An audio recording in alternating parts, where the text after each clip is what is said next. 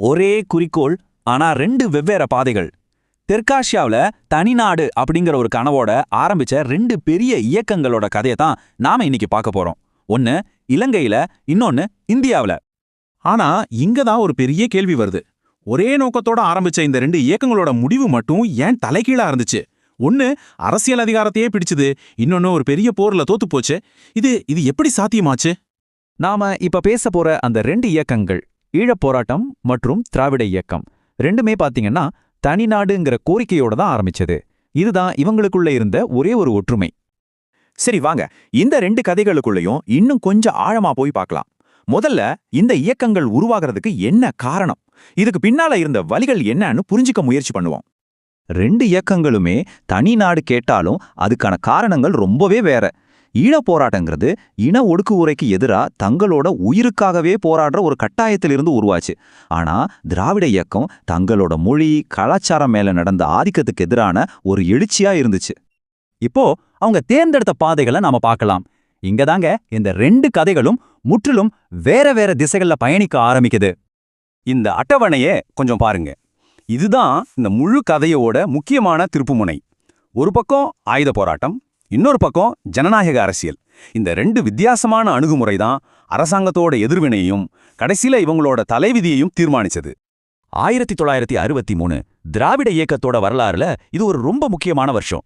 சொல்லப்போனா அவங்களோட பாதையே மாத்தி அமைச்ச ஒரு திருப்பு முனைன்னு கூட சொல்லலாம். அப்போ இந்திய அரசாங்கம் ஒரு கண்டிஷன் போடுறாங்க. ஒன்னு தனிநாடு கோரிக்கையை கைவிடுங்க, இல்லனா அரசியலை விட்டே வெளியே போங்க. இது திராவிட இயக்கத்துக்கு வைக்கப்பட்ட ஒரு மிகப்பெரிய சவால்.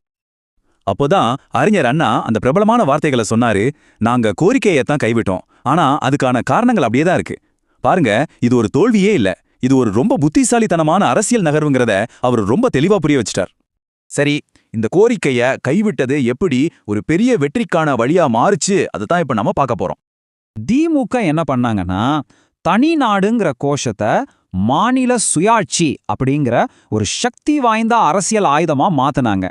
மக்களோட மொழி உணர்வையும் சமூக நீதிக்கான கோரிக்கைகளையும் ஒன்னா சேர்த்து ஒரு புது அரசியல் களத்தையே உருவாக்குனாங்க. இந்த மாநில சுயாட்சிங்கிற புது இலக்கு மக்களுக்கு தங்களோட உரிமைக்காக போராடுறோங்கிற உணர்வை கொடுத்துச்சு. அதே சமயம் அது இந்திய அரசியல் சட்டத்துக்குள்ளேயும் இருந்துச்சு. இதுதான் அதுல இருந்த புத்திசாலித்தனம்.